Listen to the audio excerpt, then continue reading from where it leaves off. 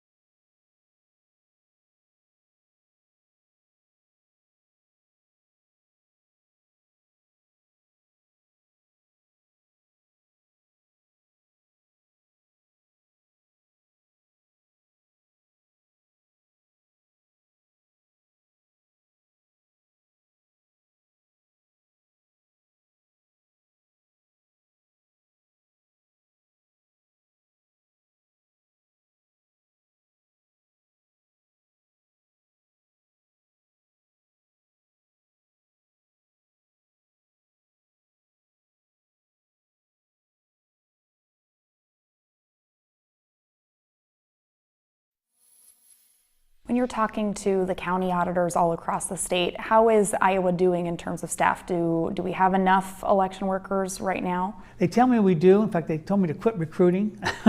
During COVID, we were concerned some of our poll workers were older and were susceptible to the COVID situation. So we put a full court press out there to try to get more poll workers signed up. And we were successful. We recruited thousands of new faces.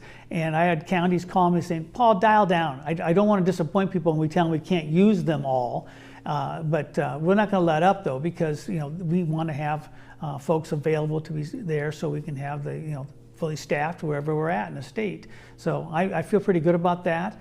They're doing the training and preparation. Our office has worked hard to put a standardized training program into place, so all 99 counties are getting the same base training. So I know with confidence that these poll workers have the working knowledge of what they're supposed to know, because they're our ambassadors, they're our eyes and ears out there, if you will. So we want to make sure they have those tools, and so is being done and will be done here in the next week. We've got a lot of poll workers, 10,000 of them, so it takes a while to train them all. So that's a big part of what we're doing right now too. How often are you communicating with the county auditors to make sure that all of their poll workers have everything that they need? Weekly or more. We do Teams meetings every week with all the auditors. We walk through issues and things they should be looking at, kind of a checklist. We listen to things they have of concern. So that's happening on a regular basis. And of course, then they contact us on a regular basis as well with questions they might have. So the dialogue's pretty open and constant, and I feel pretty good about that component as well. I know one thing you mentioned earlier, there's poll workers, but there's also something that's known as a poll watcher. What are the difference between those two things? What should Iowans know about that? Well, the poll worker is someone who is an employee of the county there to operate and run the election. Those are the 10,000 folks who get trained and are there to make sure the elections go smoothly. The poll watcher is a component that the state political parties, the Democrats, Republicans, and Libertarians, can have there on site at each polling site, and actually even candidates can have a representative as well. And they can monitor what's going on. They have the right to challenge if they think a voter is not meeting what requirements of voting.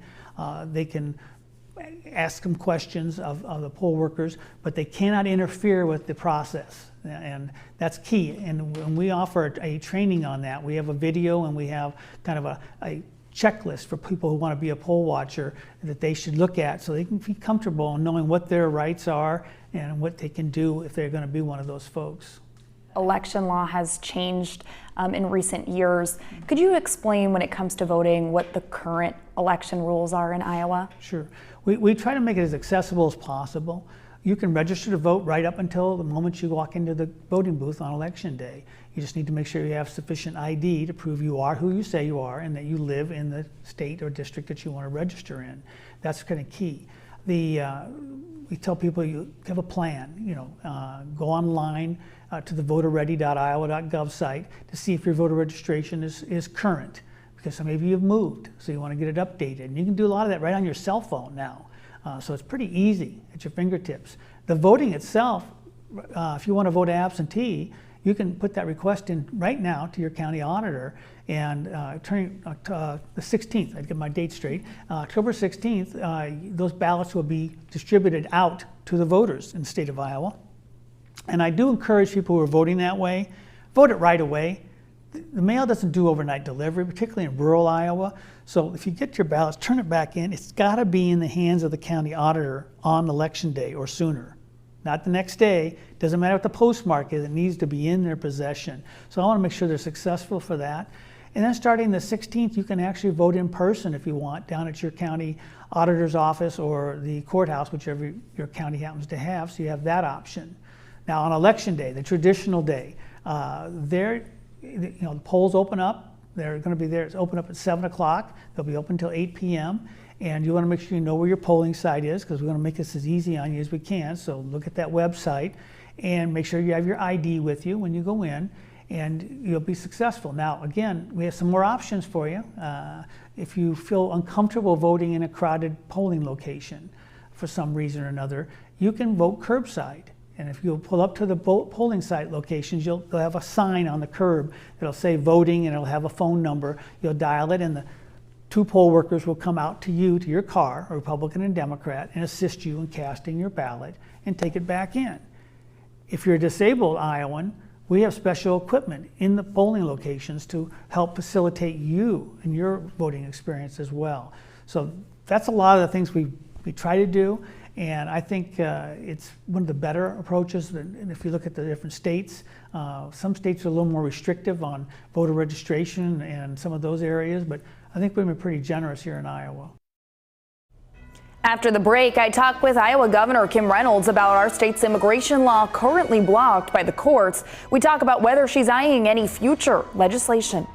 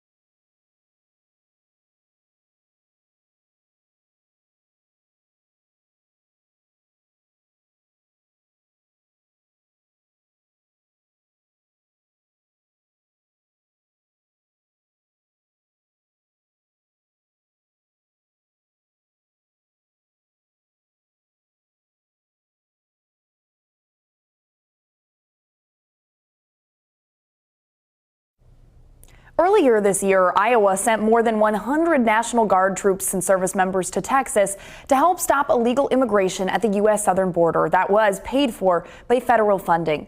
In an exclusive interview with Governor Kim Reynolds and Texas Governor Greg Abbott, I talked with them about Texas's border policing program, Operation Lone Star, and whether Iowa plans to send more troops. Governor Reynolds, do you have any plans on any future deployments? I know that I believe it was just September 30th that those couple members that were over there maybe came back. Do you have any plans on sending any future people down? Well, you know, I hope I don't need to, because that's why this election is so important. If we elect President Trump, he'll reinstate the policies that he had in place when we'll go back to those low numbers that we were experiencing 4 years ago. They came in and they reversed every single thing that President Trump had done to protect that border and the sovereignty of this country. So, you know, my hope is that I don't have to fight against the federal government, that we don't have to send law enforcement and National Guard members down to help Governor Abbott and his team protect our country and American citizens. Texas Governor Greg Abbott says the extra help from Iowa is helping curb illegal immigration. Texas had to enforce the law, deny illegal entry, build border barriers to deter and prevent people from crossing into the United States to begin with. And what we did led to a dramatic decrease in the number of illegal crossings. I want to talk to you a little bit more about that, because Iowa has been sending National Guard members, state members of our state patrol to Texas. How are you measuring and tracking the progress of Operation Lone Star? You mentioned, looking at the numbers and the people coming across the border, but are you able to specifically tell how Iowa's help is impacting things at the U.S. southern border in Texas? Well, you can see it on a daily basis because what they do. So let me tell you what we've done, and I can tell you what the Iowa Guard was able to do, the Iowa law enforcement was able to do, and that is we built these massive border walls that are more than 40 feet high, but separate from that, the National Guard, they are the ones who erect the razor wire border barrier that has military-grade concertina razor wire, backed up by anti-climb barrier, backed up by the National Guard. People from the Guard and from law enforcement in Iowa were directly involved in denying illegal entry into our country. The number of migrants trying to cross the U.S. southern border reached a record high last year, but has dropped significantly since. Migrant encounters were down 77% in August compared to December of 2023. That's according to U.S. Customs and Border Protection. The Biden administration points to an executive order issued in June that directed U.S. immigration officials to deport large numbers of migrants without processing their asylum claims. Texas and Iowa have both passed policies allowing state law enforcement to enforce federal immigration rules, but both laws have been blocked by the courts. Iowa's law is on pause until a federal appeals court decides whether or not it's constitutional. Reynolds tells me she's hopeful that law will soon take effect. Governor Reynolds, do you plan to propose any further immigration laws at the state level next legislative session? Well, we're going to go ahead and let this work its way through the courts. We feel like we're in a pretty good place because with our legislation, we didn't exceed what the federal laws have on the books. We actually codified in Iowa what the federal law is. And because, the Biden administration is not following through with upholding that law, I'm going to do everything that I can within my power to protect the health and safety of Iowa citizens. We mirrored a lot of it from what Greg had done down in Texas, and other states have taken the same steps to just look at everything that we can do to push back and protect our citizens against an open border. The ACLU of Iowa has challenged Reynolds' immigration law in court. They told KCCI in a statement, quote, "This ugly law is deeply harmful to Iowa families and communities. Iowa lawmakers knowingly targeted people who are protected by federal immigration laws and who are legally allowed to be here, like people granted asylum or special visas given to survivors of domestic violence or other crime." Well, the city of Des Moines has chosen Major Michael McTaggart to be the next police chief. Des Moines Mayor Connie Boesen and City Manager Scott Sanders made that announcement last week. Sanders says McTaggart is a proven leader and has the respect of the police force, and pointed to his extensive experience with the department. Thanks for joining us for KCCI 8 News Close Up. We'll see you back here next Sunday. Have a great day.